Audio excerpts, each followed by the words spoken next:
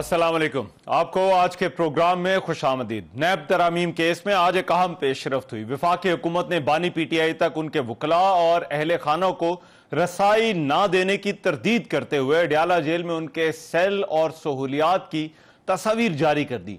हुकूमत ने supreme court में इजाफी दस्तावेजात भी जमा कराई हैं, जिनके साथ उनकी जेल में वकला से मुलाकातों की तस्वीर भी शामिल हैं।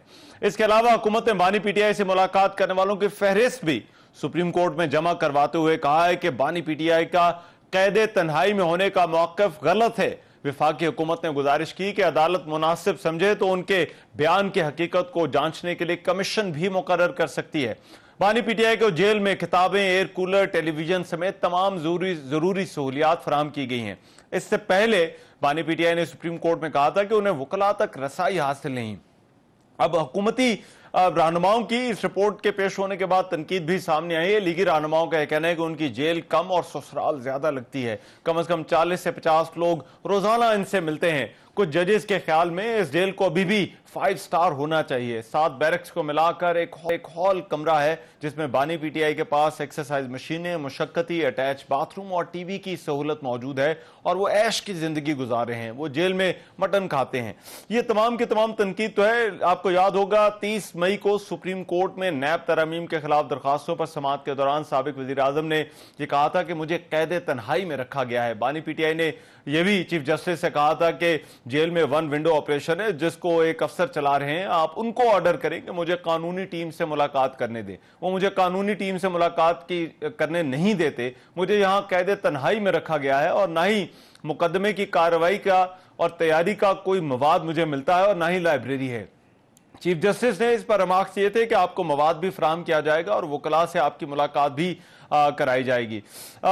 पाकिस्तान तहरीक इंसाफ इस सारे मामले को किस तरह से देखती है? जो नैब तरामीम केस है वहां पर उसका क्या है? पार्टी को अभी भी लगता है कि कुछ और केसेस भी बनाए जा सकते हैं बानी पीटीआई के खिलाफ। इन तमाम मामलों पर बात करने के लिए पाकिस्तान तहरीक इंसाफ के सीनियर रहनुमा जनाब अली मोहम्मद खान साहब इस वक्त मेरे साथ मौजूद है। उनसे इस हवाले से मजीद बात करते हैं। अली मोहम्मद खान साहब, बहुत शुक्रिया आपके वक्त का। मैं जरा जो नैब का जो केस है इसके ऊपर तो बाद में आपसे जो है वो कुछ गुफ्तगू होगी, लेकिन पहले ये जो हुकूमती रिपोर्ट है और हुकूमत ने इस इल्जाम को रद्द किया है जो इमरान खान साहब ने कहा था कि उनको कैदे तन्हाई में रखा गया है, उन तक सहूलियात नहीं है। तो आज ये जो रिपोर्ट आई है इसको आप किस तरह से जो है वो देखते हैं? बहुत शुक्रिया रहमान साहब। बिस्मिल्लाहिर्रहमानिर्रहीम। अल्लाहुम्मा सल्लि व सल्लिम मुबारक अला सय्यिदिना मुहम्मद व अला आलि मोहम्मद। देखिए, जनाब इमरान खान साहब साबिक वजीर आजम हैं और अगर आप देखें तो उन पे जो मेन केसेस है, सबसे बड़ा केस तो साइफर का था, वो भी खत्म हो गया है। इसी जेल में और भी बड़ी शख्सियात उनसे पहले पॉलिटिकल जो रही हैं, वज़ीर आज़म या सुदूर रहे हैं। तो जरा जेल मैनुअल से और जेल रिकॉर्ड से सारा हिस्ट्री निकाल के चेक कर ली जाए। जब हमिया साहब थे या जब जरदारी साहब थे या और जो लीडरशिप जहां आई हुई थी और जमातों की, उनकी सिचुएशन क्या होती थी जनाब इमरान खान साहब की। मैं आपको आज की एग्जांपल रहमान भाई बता देता हूं, आज की, अभी इसी वक्त की। बैरिस्टर गौहर अभी आए हैं असेंबली में, मैं असेंबली से ही आपसे बात कर रहा हूं, अपोजिशन चैम्बर में मैं बैठा हूं उमर अयूब साहब से। आज उमर अयूब खान साहब, बैरिस्टर गौहर साहब और रऊफ हसन साहब और मेरे ख्याल में शिबली साहब भी, क्योंकि शिबली साहब का कोई हेल्थ इशू भी था कल, लेकिन मेरे ख्याल में आज वो अल्लाह के करम से निकले हैं। फिर उनको आज घंटों को 4-5 शायद घंटे बैठा के तो मुलाकात नहीं हुई, हालांकि थर्सडे का दिन लीडरशिप से मिलने का दिन होता है। बात मुझे पता है कौन सी आजादी और किस तरह की आजादी। ये जिस तरह के कमरा दिखाया गया इमरान खान साहब का और जिस तरह की चीजें दिखाई गई हैं, पहले तो इसकी ऑथेंटिसिटी क्लियर हो जाए कि क्या ये वाकई वही जगह है। वो हुकूमती रिपोर्टों पे तो आपको या मुझको जितनी कोई यकीन है, दुनिया उसको जानती है, उसको फिर जुडिशियल उसकी चेकिंग हो, कोई जज साहब वहां जो जिम्मेदार होते हैं जो जाके चेक करें। आज दूसरी चीज, आज जिन लोगों ने मुलाकात की और इस हवाले से इमरान खान ने उनसे कुछ जिक्र किया, ये जो तस्वीर और हुकूमत ने और जो रिपोर्ट हुकूमत ने दी है? मैं आपको अर्ज कर रहा हूँ ना रहमान साहब, मैं आपके गोश गुजार कर रहा हूँ, शायद आप समझ नहीं पाए या मैं समझा नहीं पाया कि अभी बैरिस्टर गौहर साहब चेयरमैन, सिटिंग चेयरमैन आए हैं असेंबली में, मेरे साथ ही बैठे हुए थे असेंबली में। तो उनकी और जो रिपोर्ट है वो ये है कि उनकी मुलाकात आज नहीं होनी थी। उनकी आज मुलाकात इमरान खान साहब से नहीं होने दी गई। आपका अपोजिशन लीडर पार्टी का जनरल सेक्रेटरी उमर अयूब खान आपका chairman, sitting chairman barrister Gohar, आपका सेक्रेटरी इंफॉर्मेशन रऊफ हसन साहब, और मेरे ख्याल में शिबली साहब भी, मैं इस पे श्योर नहीं हूँ शिबली साहब उनके साथ थे कि नहीं, ये तीन तो थे। अच्छा, तो आप कह रहे हैं इनमें से किसी की भी आज मुलाकात नहीं होने दी गई इमरान खान से? एक तरफ तो मियां नवाज शरीफ साहब जब वहां असीम थे बतौर साबिक वज़ीर आज़म, उनकी बाकायदा लिस्ट होती थी, पिक एंड चूज होता था, इसको आज बुलाएं ना बुलाएं, रोज की लिस्ट लगती थी, रोज के लोग आते थे। इमरान खान साहब को तो आपने ऐसे लगता है जैसे, मैं तो कई बार अडयाला के बाहर रहमान साहब खड़े होकर अडयाला के बाहर मैं ये बात कर चुका हूं कि क्या ये अडयाला उनका नाम बे है खुदा न खास्ता, या ये अबू गरीब की जेल है, क्या इसके है पाकिस्तान का एक प्लांट नहीं होता? तो ये जो सहूलियात उनका हक है, जो क्लियर हो जाए, राइट, उनको मिलनी चाहिए। अब अली भाई देखिए, जो सहूलियात उनका हक है वो बतौर साबिक वजीर आजम या बतौर इनमेट वो उनको मिलनी चाहिए, लेकिन जहां पर हुकूमत की तनकीद है वो इस वजह से है कि इमरान खान ने दावा किया था कि वो कैद तन्हाई में है, उन तक लाइब्रेरी नहीं है, उनको चीजें जो है वो नहीं दी जा रही और उनको मुलाकात नहीं करने दी जा रही। तो वो तो आप ठीक कह रहे हैं कि नवाज शरीफ और जो और लोग जो है वो रहे हैं साबिक वज़ीर, क्या उनके पास सहूलियात थी या नहीं थी, लेकिन अब जो इमरान खान का दावा है उस हवाले से क्या फिर वो गलत साबित होता है? क्योंकि हुकूमत तो यही कह रही है कि जो इमरान खान ने कहा वो गलत है। देखिए, पहले तो ये चेक किया जाए थ्रू जुडिशियल ऑफिस, ये जेल मैनुअल में होता है, जिम्मेदार जज साहबान वहां आते हैं, दौरा करते हैं। मौजूदा इस वक्त जेल में जनाब इमरान खान साहब का ट्रायल अलकादिर ट्रस्ट का चल रहा है, मुझे खुद उसमें जाने का इत्तेफाक हुआ है और उसी में एक दो दफा खान साहब से बतौर वकील वहां मुलाकात भी हुई लीगल टीम के हिस्से के तौर पे। तो वो जो जज साहब हैं जो वहां ट्रायल खान साहब का कर रहे हैं वो भी दौरा कर सकते हैं, और जो जिम्मेदार सेशन जज लेवल पे जो दौरा होता है तो जज साहबान जाके चेक कर लीजिए, दूध का दूध पानी का पानी हो जाएगा। दूसरी बात यह है कि मुलाकात तो मैंने आपको आज की बात की ना, हुकूमत तो जो क्लेम करेगी सो करेगी। आज क्या रिकॉर्ड निकालने कि आज 4 घंटे पार्टी का चेयरमैन बैठा रहा, 4 घंटे पार्टी का general secretary sitting opposition leader बैठा रहा, 4 घंटे सेक्रेटरी इंफॉर्मेशन बैठा रहा और उसके साथ शिबली अपराध चीफ स्टाफ अफसर, आज नहीं मुलाकात हुई। दूसरी चीज यह है, वो पिक्चर्स आपने भी देखी होंगी, एक साबिक वज़ीर आज़म को आप इस हालत में रख रहे हैं जिस तरह की उसकी कंडीशन है। हमें तो बड़ा बताया जाता था कि वहां एयर कंडीशनर लगे हुए, वहां जनाब मुर्गे चल रहे हैं, वहां जनाब पत्नी दुम्बे चल रहे हैं। आपने कंडीशन देख ली है, एक छोटी सी जगह पे एक सिंक लगा हुआ है, अगर वो तस्वीर असली है, एक सिंक लगा हुआ है, साथ में एक बेडिंग है और पीछे उसका जो है वो वॉशरूम है, एक साबिक वज़ीर आज़म को ये आप कर रहे हैं। मतलब ये है, देखिए अब मुझे ये भी कहने दीजिए, मुझे नहीं पता इस बात पे भी पाएगी कि नहीं, लेकिन मैं बात हमेशा मोहतात करता हूं, आपको पता है। देखिए, इमरान खान साहब ने जो बात की कि आप हमूदुर रहमान कमीशन पढ़ें, तो सिर्फ इसलिए कहा कि उससे सबक सीखें, किसी इदारे के खिलाफ नहीं बात की, कि उससे सबक सीखें कि जो गलतियां हमने माजी में की वो आज हम ना दोहराएं। आज से 50 साल पहले जो हमने किया भुट्टो के साथ, यही था ना।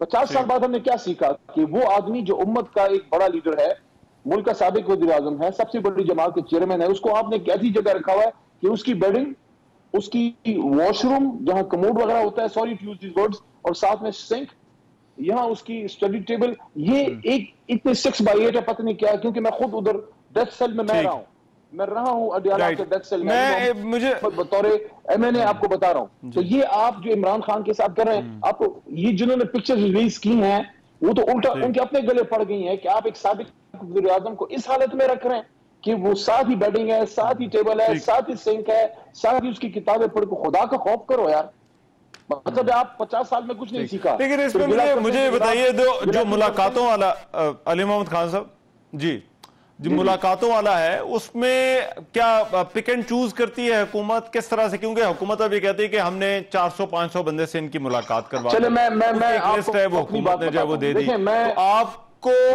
अब ये मुलाकातें अगर होती हैं, मैं देखें हुकूमत का हमने वर्जन सुन लिया, मैं आपका वर्जन जानना चाहता हूं कि पीटीआई किस तरह मुलाकात होती है?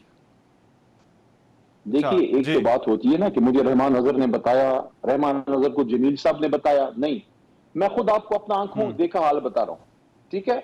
इस पे अगर अदालत मुझे बुलाती है, मुझे बुलाए, मैं जवाब देता हूं, बतौर वकील देता हूं, बतौर सियासी कारकुन इमरान खान के वर्कर के तौर पे और उनकी सिटिंग एमएनए के तौर पे। देखिए, मैं खान साहब के साथ बैठा हुआ था, मेरे लेफ्ट पे इमरान खान बैठे हुए थे, अदालत की बात बता रहा हूं, और मैंने खान साहब को गोश गुजार किया कि खान साहब मैं जब अडयाला था तो मैं डेथ सेल में था, मुमताज कादरी साहब को जिधर रखा हुआ था उधर मुझे रखा हुआ था। तो खान साहब मुस्काए और मुस्कुरा के उन्होंने कहा कि अली मुझे भी इसी तरह की डेथ सेल में रखा हुआ है। खान साहब ने मुझे खुद ये बात की, बाकी लोगों को भी की है। ठीक है जी। अब दूसरा, मुलाकात की जहां तक बात है, मैं एक वकील, एक सिटिंग एमएनए, पार्टी की कोर कमेटी का हिस्सा, साबिक काबीना का मेंबर, मैं जाता हूं अडयाला, 5 घंटे बैठाते वापस करते हैं। हालांकि अंदर जो अदालत है अल-कादिर ट्रस्ट की केस जो चल रही है, जज साहब का उनका हुक्म है कि इनको बुलाएं मेरी अदालत में ताकि बैठे बतौर वकील, बैठे बतौर सियासी कारकुन बैठे। अडयाला की इंतजामिया अपने अंदर जो अदालत है अल-कादिर की, उसका हुक्म नहीं मानती। अच्छा, जब मेरे साथ 3 बार ये हुआ तो फिर मैं गया अपना हाई कोर्ट, चीफ जस्टिस साहब से अब मैंने ऑर्डर लिया है। अब chief justice high court Islamabad के ऑर्डर से, यानी कि अगर मुलाकात के लिए आपको चीफ जस्टिस के ऑर्डर की जरूरत है तो ये तो बात होगी रद्द हुकूमत की। जहां तक बात है ना कि मुलाकातें चल रही हैं, तो मैं आपके सामने मौजूद हूं कि खुदा करके नहीं, तो आप ये कह रहे हैं कि ये पिक एंड चूज किया जाता है हुकूमत की तरफ से या जेल इंतजामिया की तरफ से कि किसको मिलना है और किसको नहीं मिलना है? देखें, जेल इंतजामिया अगर हो तो उनसे फिर भी हम कोई अदालत की जबान में बात कर ले, लेकिन जेल इंतजामिया किससे मजबूर है ये मुझे बताएं ना। जेल इंतजामिया किधर से ऑर्डर दे रही है? जेल इंतजामिया क्या अपने फैसले में आजाद है? जेल सुपरिटेंडेंट क्या अपने फैसले में आजाद है? कल फिर मेरे ख्याल में केस, मैं कल फिर जाऊंगा, देखते हैं कि अब ये हाई कोर्ट इस्लामाबाद की चीफ जस्टिस का हुक्म भी मानते हैं, अब उनके लिए पता नहीं किधर से हुक्म लाना पड़ेगा। ठीक है, राइट। बहुत शुक्रिया आली मोहम्मद खान हमारे साथ मौजूद। और आज जो हुकूमत की रिपोर्ट आई है और जो तफसीलात हुकूमत ने अदालत में दी हैं उस पर बात कर रहे थे। ये नैब तरमीम केस के हवाले से कुछ मजीद बात होगी, इस ब्रेक के बाद मैं वापस आ रहा हूं।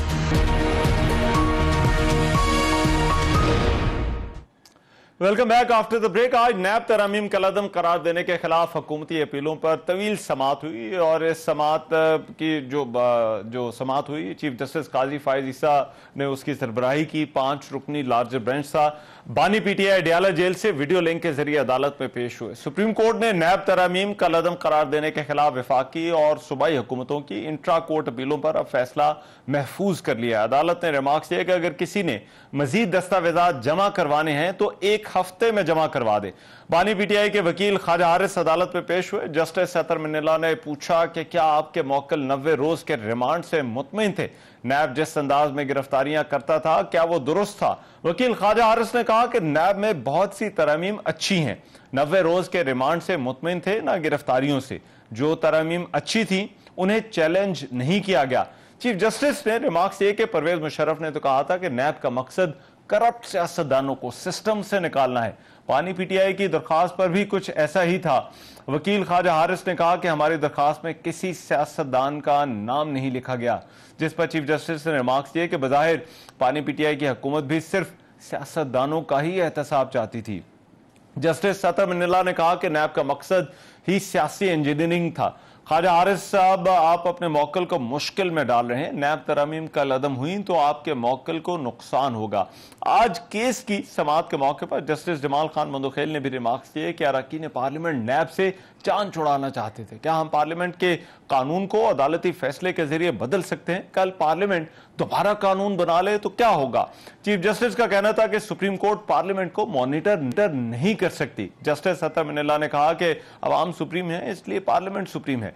ख्वाजा हारिस ने दलाइल देते हुए कहा कि पार्लियामेंट अवाम के अमीन है। चीफ जस्टिस ने मुकालमा किया कि तो फिर क्या पार्लियामेंट का बाइकआउट करना दुरुस्त था? ख्वाजा हारिस ने जवाब दिया कि पार्लियामेंट का बाइकआउट करना सियासी फैसला था जो कि दुरुस्त नहीं था। ख्वाजा हारिस ने दलाइल आज अपने मुकम्मल कर लिए। नैब केस के हवाले से हुकूमत इन डेवलपमेंट्स को किस तरह से देखती है, इसकी आउटकम क्या हो सकती है, और फिर आज जो इस केस के अंदर हुकूमत ने इमरान खान के जो जेल है उसकी तस्वीर भी दी, और फिर इलेक्शन ट्रिब्यूनल्स वाला मामला भी जो है वो ज़ेर बहस है। इन पर हुकूमत जो है वो इन मामलात को किस तरह से देखती है। बिलाल कियानी साहब, मुस्लिम लीग नून मेंबर कौमी असम्बली, मेरे साथ इस वक्त मौजूद है, उनसे इस हवाले से मजीद बात करते हैं। बिलाल कियानी साहब, बहुत शुक्रिया आपके वक्त। बिलाल कियानी साहब, मैं ये जो नैब वाला केस है और हुकूमत की तवक्कुआत क्या है इस पर जरा भी आते हैं, लेकिन ये पहले ये जो तस्वीर आज हमने देखी और जिस पर हुकूमत का मौक़िफ़ ये है कि ये इमरान खान का जो बयान था कि उनको कैद तन्हाई में रखा गया है वो गलत साबित होता है और वो बहुत ऐश की ज़िंदगी जो है वो वहाँ पर गुजार रहे हैं। तो क्यों आप समझते हैं इससे क्या फ़र्क पड़ता है? और फिर जो आगे से ये कहा जा रहा है कि क्या ये जो सहूलियात जो उनको मिली हैं क्या वो किसी और वज़ीर आज़म को, जिस तरह से नवाज शरीफ साहब भी जब जेल में थे, तो क्या उससे मुख्तलिफ है? बिस्मिल्लाहिर्रहमानिर्रहीम। रहमान साहब बहुत शुक्रिया जी अपने शो में दावत देने का। देखिए यकीनन आई थिंक आमतौर पे कोई भी नहीं चाहता कि इस तरह की चीज़ों को और इस मौजू को करना पड़े, इसके ऊपर बहस करनी पड़े और इस तरह के फैक्ट्स रिवील करने पड़े, मगर मेरा ख्याल है एक मजबूरी बन जाती है जब एक प्रोपेगेंडा चलाया जाए और वो इमरान खान साहब और उनकी जमात का एक वतीरा रहा है। तो यकीनन ये अब हम भी देखिए आपके शोज पर रोजाना आते हैं, हमने भी चीखना हो तो हम रोजाना जिस तरह पीटीआई करती थी हम आके चीख सकते हैं और बार बार बता सकते हैं कि इमरान खान साहब को ये खाने मिल रहे हैं, उनके पास जेल में इक्विपमेंट भी है, मशीनरी भी है एक्सरसाइज करने की, उनके पास टीवी भी है, उनके पास दीगर सहूलियात हैं। और ये बरक्स है, हम तो नहीं आके इन चीज़ों की रोजाना इनकी बातें करते, मगर आप अगर ये सहूलियात आपके पास सारी मौजूद भी हैं और उसके बावजूद भी अगर आप दावा करेंगे कि आपको रखा जा रहा है एक ऐसे तरीके से जैसे आप समझते मुनासिब नहीं है, हालांकि आपको और कैदियों से और उन सारे कैदियों से बहुत ज्यादा बेहतर सहूलियात मिल रही है जिनको आपने पॉलिटिकल विक्टिमाइजेशन के तहत 18 से 22 के दरमियान रखा और आपने, इमरान खान साहब ने अमेरिका जाके नवाज शरीफ साहब के एसी उतारने की के जेल सेल की एसी उतारने की बात की। तो हमारी वो सोच तो नहीं है, मगर आप कम से कम ये प्रोपेगेंडा तो ना करें जब आपको ये सहूलियात भी मुयसर हैं, जब आप 2-3 दिन हफ्ते में अपनी पार्टी के लोगों से मिल लेते हैं, जब आपको आपकी मर्जी के खाने भी मिल रहे हैं, जहां पे और इसके बरक्स आपने वही रवैया रखा कि नजर रखी कि किसी को मैट्रेस ना मिले, किसी को नमाज पढ़ने के लिए कुर्सी ना मिले, किसी को खाना ना मिले। तो हमारा वो रवैया नहीं है, मगर जब इस तरह का प्रोपेगेंडा हो तो आई थिंक फिर इस तरह के फैक्ट शायद दुरुस्तगी के लिए डिस्क्लोज करने जरूरी हो जाते हैं। जी अच्छा, ठीक है। ये नैब तरामीम वाला जो मामला है, अब जाहिर बात है इस मामले को अदालत देख रही है, अदालत का इस पर फैसला भी आएगा जो तरामीम के हवाले से कि क्या वो दुरुस्त थी या नहीं थी। लेकिन जो आज अदालत के अंदर जो बात हुई, मैं उस पर आपसे जो है वो बात करना चाहता हूँ, जिसमें ये कहा गया कि सिर्फ और सिर्फ सियासी लोग ही जो है उन्हीं का एहतसाब क्यों, गैर सियासी लोगों का एहतसाब क्यों नहीं होता। तो ये जो तरामीम हुई, जो तब्दीलियां हुई, उससे ऐसे लगा कि नैब का जो मैंडेट है वो और ज्यादा महदूद किया जा रहा है। तो क्या वाकई हुकूमत जो है वो चाहती है कि इसका मैंडेट जो है वो कम से कम हो और जो है वो नैब जो है वो या एहतसाब वाला जो है वो मामला अभी पसे पुश्त जो है वो रहे?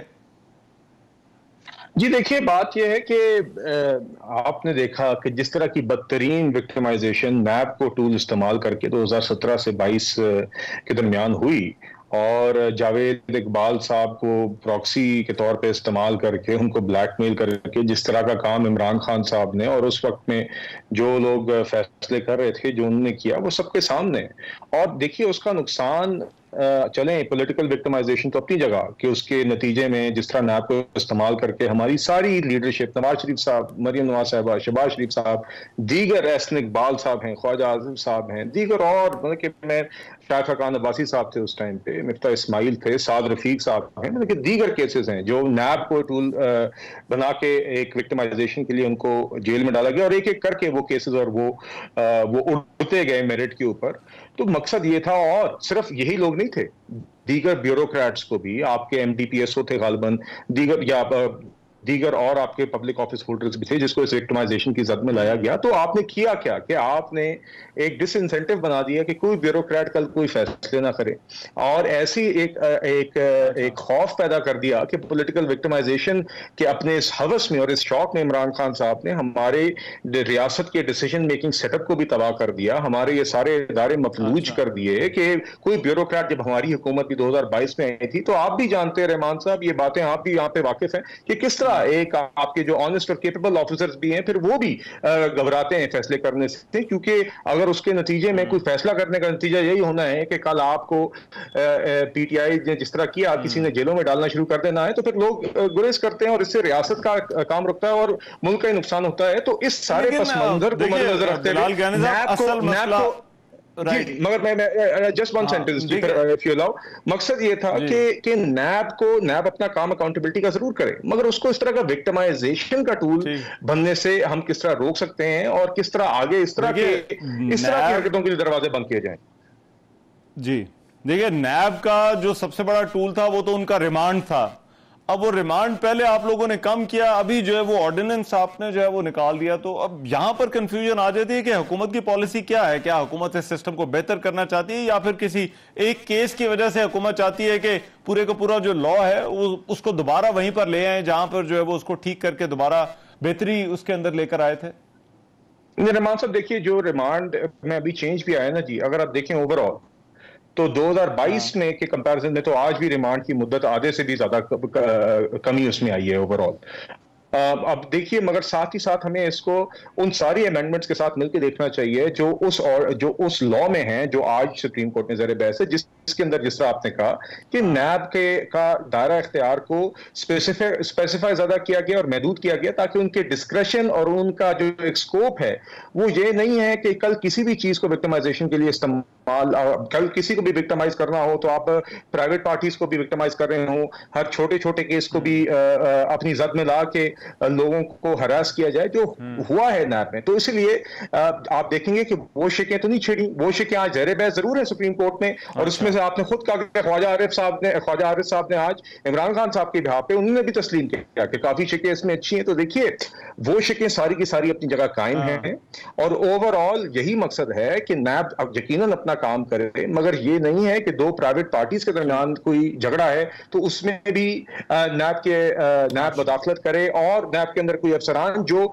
Not like every officer but कोई अफसरान अगर उसको बदनीयती के तौर के जरिए वो उसमें कोई अमल दखल करते हैं जो बदकिस्मती से माजी रहा है, उसका दरवाजा रोका जाए और उसका दरवाजा बंद किया जाए।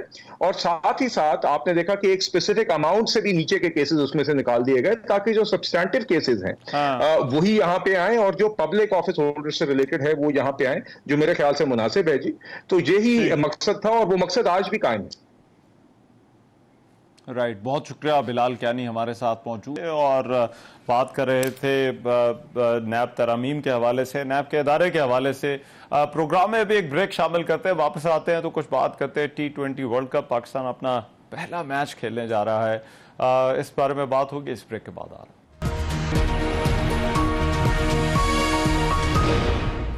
Welcome back. T20 world cup 2024 में पाकिस्तान की कौमी टीम आज अपना इफ्तिताही मैच मेजबान मुल्क अमेरिका के खिलाफ खेल रही है। ये जो मैच है वो अमेरिकी शहर डैलस में खेला जा रहा है और पाकिस्तान की तारीख में अमेरिका के साथ इंटरनेशनल क्रिकेट मैच ये हमारा पहला है। कौमी टीम के कप्तान बाबर आजम ने प्रेस कॉन्फ्रेंस करते हुए ये कहा था कि अच्छी तैयारियों के साथ अमेरिका आए हैं। अब से कुछ देर पहले तक का जो है वो 2 ओवर का खेल हो चुका है। पाकिस्तान की एक विकेट जो है वो भी गिर चुकी है, मोहम्मद रिजवान आउट हुए और पाकिस्तान की टीम में कोई तब्दीली नहीं की गई है। जो टीम हमारी खेली इंग्लैंड के खिलाफ, जो अपनी तैयारियों के लिए जो हमने सीरीज खेली, वही टीम जो है उसी को रिटेन किया गया। मिर्जा इकबाल बेग साहब मेरे साथ इस वक्त मौजूद हैं, उनसे आज के मैच के हवाले से, पाकिस्तान की हिकमत अमली के हवाले से बात करते हैं। इकबाल बेग साहब बहुत शुक्रिया आपके वक्त का। इकबाल बेग साहब सबसे पहले तो ये बताइए, दुरुस्त है उसी टीम के साथ जो है वो मैदान में उतरे हैं जिसने इंग्लैंड के खिलाफ सीरीज खेली थी?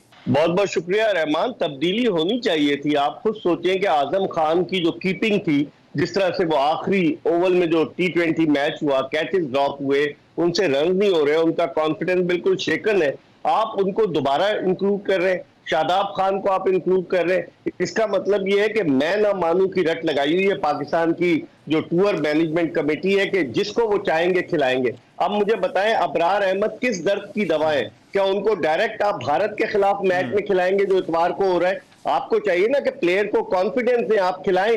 आपने नहीं खिलाया, उसको घुमा रहे हैं, अपनी जिद अपनी अना का मसला बनाया हुआ है। ये पाकिस्तान की टीम है, 24 करोड़ आवाम जो है वो क्रिकेट से मोहब्बत करते हैं और उसके बावजूद आप इस तरह की हरकतें, इस तरह की चीजें, मेरी तो समझ में नहीं आ रहा कि पाकिस्तान की टीम मैनेजमेंट क्या कर रही है। दुनिया अपनी टीमों में तब्दीली करती है। शादाब खान की 6 विकेटें गुज़िश्ता 10 मैचेस में, आप उनको कंटिन्यू कर रहे हैं। अगर वो बॉलिंग में नाकाम हो जाते हैं, आप उनको 5वें नंबर पर बैटिंग के लिए भेज देते हैं। अबरार अहमद ने क्या जुर्म किया है? या तो उसे सेलेक्ट न करें ना, उसको ले गए इंडिया, वो ट्रैवलिंग रिजर्व में था, उसे कोई आयरलैंड के खिलाफ मैच नहीं खिलाया, कोई इंग्लैंड के खिलाफ नहीं खिलाया।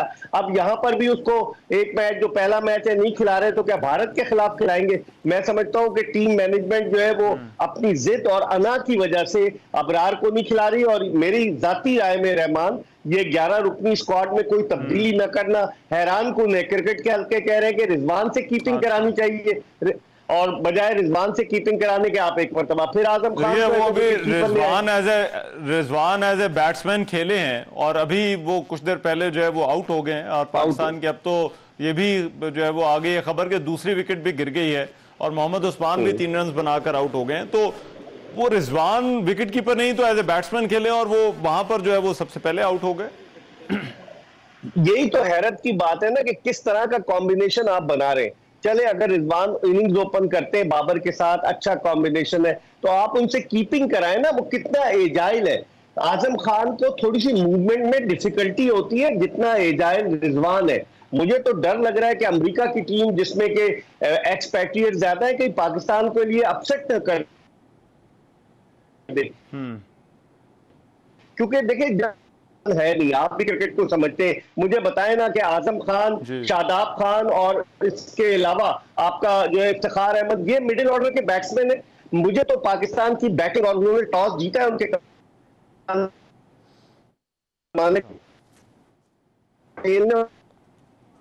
टॉस जीत उसने पहले एक छक्का तो लगाया पहले ओवर में, लेकिन 9 रन बनाकर आउट हो गए। तो ये पाकिस्तान के लिए एक बड़ा एक टेस्टिंग टाइम है, क्योंकि इंडिया की टीम न्यूयॉर्क में काफी अरसे से मौजूद है। वो वहां एक प्रैक्टिस मैच बांग्लादेश के खिलाफ खेली, कल उसने अपना एक मैच था आयरलैंड के खिलाफ। न्यूयॉर्क 8 को प्रैक्टिस है और 9 को मैच है। कॉम्बिनेशन समझ में नहीं आ रहा मेरी। अच्छा, ये कंफ्यूजन आपको क्यों नजर आती है? इतना बड़ा टूर्नामेंट है, सबसे पहले हम तैयारियां शुरू करते हैं। ये तो एक ऐसा प्रोसेस है जो कि कुछ 6-8 महीने पहले शुरू हो जाता है कि किसने कप्तान होना है, किस तरह से होना है। और दूसरा एक और चीज, जो अमेरिका की पिचेस हैं, वो आपको अभी तक जो है वो कैसी लगी हैं? क्योंकि ड्रॉप इन पिचेस कहा जा रहा था और अब कुछ इन पर मैचेस जो है वो हो चुके हैं। तो आपके ख्याल में ये पिचेस को देखते हुए पाकिस्तान का कॉम्बिनेशन जो है वो क्या होना चाहिए या क्या तरजीह होनी चाहिए? देखिए, आप 4 फास्ट बॉलर्स खिला रहे हैं, मेरी तो समझ में नहीं आ रहा। आप स्पिनर चले, आप शादाब खान को खिला रहे हैं, आप एक फास्ट बॉलर कम करके स्पिनर डाल सकते थे। क्योंकि जो अमेरिका में 16 मैचेस है रहमान T20 वर्ल्ड कप के, जिसमें से 8 मैचेस न्यूयॉर्क में, 4 जो है डैलस में और 4 फ्लोरिडा में।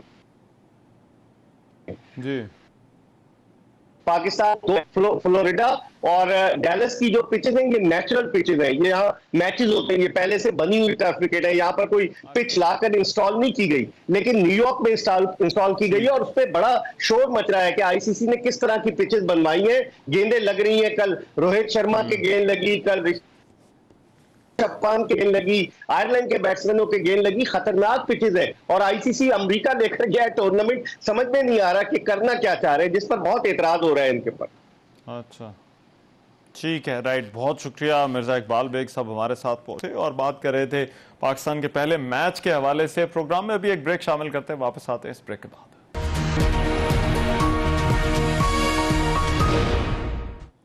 Welcome back after the break. Peshawar high court ने खैबर पख्तूनख्वा में सेनेट इंतखाबात इल्तवा केस का फैसला महफूज कर लिया। केपी के सेनेट इंतखाबात के इल्तवा के खिलाफ आजम सवाती की दरख्वास्त थी, जिस पर जस्टिस एस.एम. अतीक शाह और जस्टिस शकील अहमद ने समाअत की। इसमें आजम सवाती के वकील ने मौक़िफ़ अपनाया कि खैबर पख्तूनख्वा में सेनेट इंतखाबात को इल्तवा का शिकार करना गैर कानूनी है। फैसला कलअदम करार देकर 2 अप्रैल को खैबर पख्तूनख्वा में इंतखाबात करवाए जाने चाहिए थे।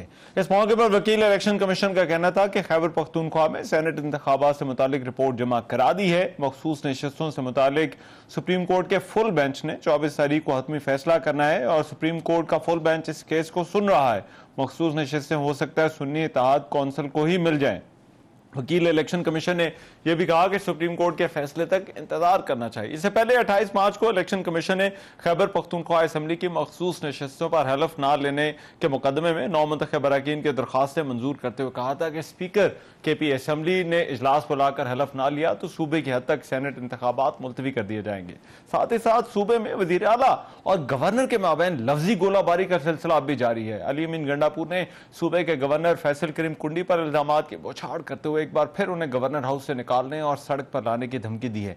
अली अमीन ने वफाकी तरक्याती बजट से खैबर पख्तूनख्वा के मंसूबों के निकाले जाने की खबरों पर वफाक को शदीद तनकीद का निशाना बनाया और कहा है कि वफाक को KP के मंसूबों पर कटौती नहीं करने देंगे। अली अमीन गंडापुर के बयान पर सिंध के सीनियर वजीर शजील मेमन ने भी कहा कि फैसल करीम कुंडी अहम आईनी ओहदे पर फायज हैं, उनको धमकी दहशतगर्दी के जुमरे में आती है। अब एक तरफ तो सूबे के मसाइल बहुत सारे हैं, माली मसाइल हैं और इसके अलावा लॉ एंड ऑर्डर का मसला है, बढ़ती हुई दहशतगर्दी है, लेकिन दूसरी तरफ ये आईनी मामलात हैं, आईनी बहरान है जो कि हल ही नहीं हो रहा। और फिर वजीर आला और वजीर आला और गवर्नर के माबैन इस तरह की जो लफ्जी गोलाबारी है उससे आखिर हासिल क्या होगा। नई हुकूमतें आ चुके हैं, नई हुकूमत बन चुकी है, गवर्नर की आईनी जिम्मेदारियां हैं, जो वजीर आला है उनकी इंतजामी जिम्मेदारियां, बेहतर है कि उस पर फोकस किया जाए और कोशिश की जाए कि आवाम के लिए उनके कामों को आसान बनाया जा सके, ना कि अपनी जो तवानाइयाँ हैं वो इस तरह एक दूसरे के खिलाफ इस लफ्जी गोलाबारी पर सर्फ की जाए।